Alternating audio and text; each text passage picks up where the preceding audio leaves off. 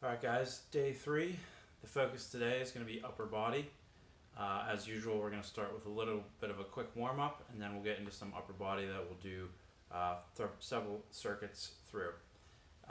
For the warm-up, we're going to start with a kneeling forward reach. So I kind of touched briefly on this for yesterday's, but we're all going to do this. So start kneeling, hips are going to be almost directly above your knees. You're going to place your hands on the floor, drop your chest straight down to the floor, letting your hands slide out in front of you, trying to open up our rotator cuff and lengthen our back. And we're going to do 5 of these.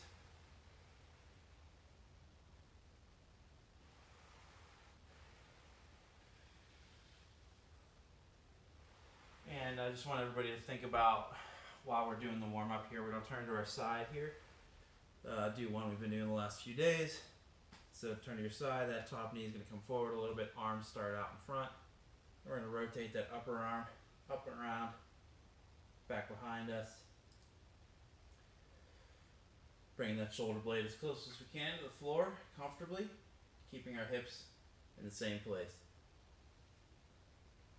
So I want everybody to think about what we can use for weights. If you don't have dumbbells or kettlebells or resistance bands, we're going to want something a little heavier and something a little lighter.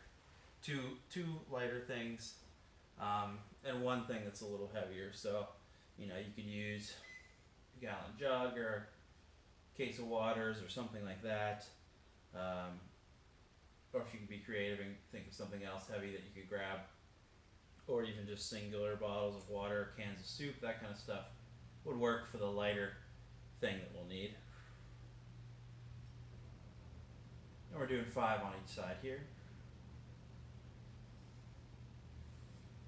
Alright, and then last thing I want to do for the warm-up, we're just going to do some shoulder circles.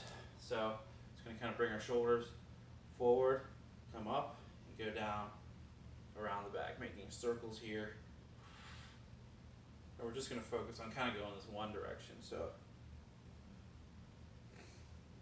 the other direction really isn't generally going to be as important. So 5 circles or so. And then we're going to get into it here. So we're going to do some back, some chest, which is going to work biceps and triceps in the arm, as well as some shoulders. So first thing we're going to start with, we're going to grab those lighter weights. And I'm just going to grab these little balls here just to simulate holding a weight. And you're going to go pretty light here, maybe 3, 5, 8 pounds probably max. For some of those people, a little higher performers. But what we're going to start with is a bent over reverse fly. So I'm going to, you can see I'm pushing my hips back, falling forward at the hips, trying to keep my back straight. I'm going to start with my arms down low.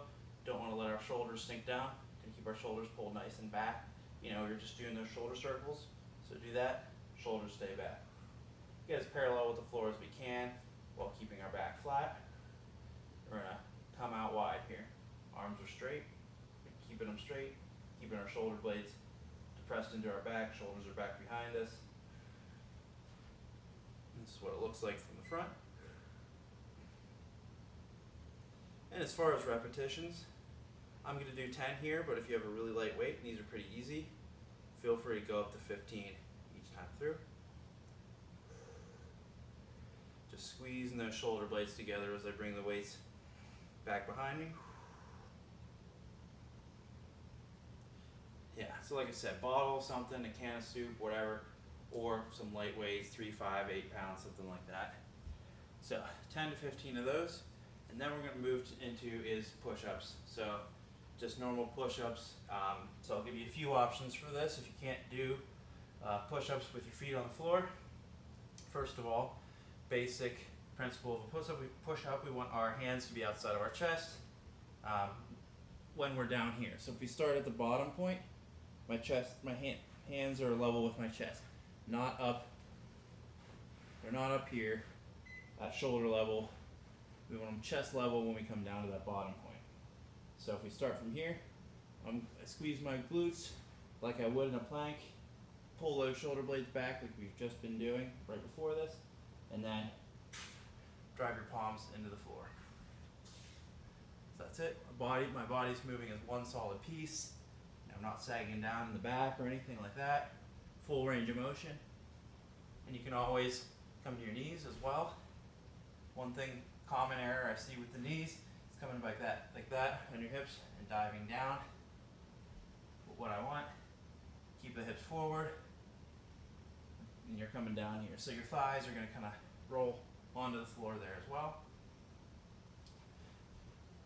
Another option would be use like a kitchen counter or something, or like the edge of a couch or something to elevate your hands.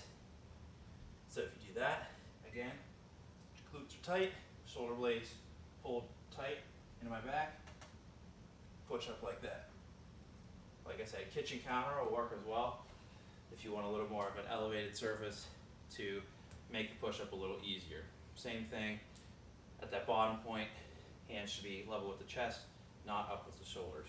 All right, same amount of reps there, 10 to 15. If they're a little easy for you, do 15. Then we're gonna grab our heavier weight. So, you know, whatever that is, if you have a heavier dumbbell, or you can even use resistance bands and just wrap that resistance band underneath your foot. So we're gonna get into that same position that we were with, a little bit different. So we're going to brace against something here. So it could be a chair, it could be a table, whatever.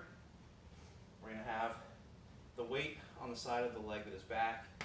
This front leg is going to be the opposite side.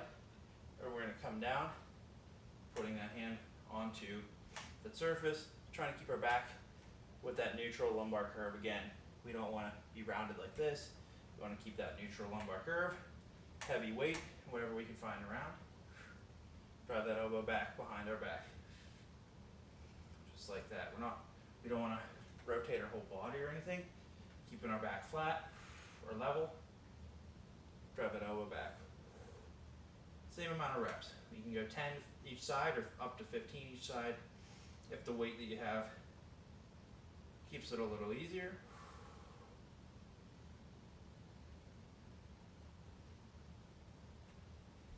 Remember, we don't want to twist the back or anything.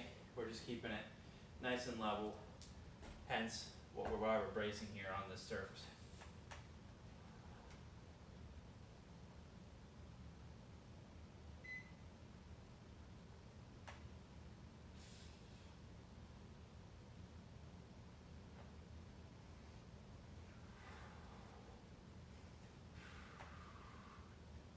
All right.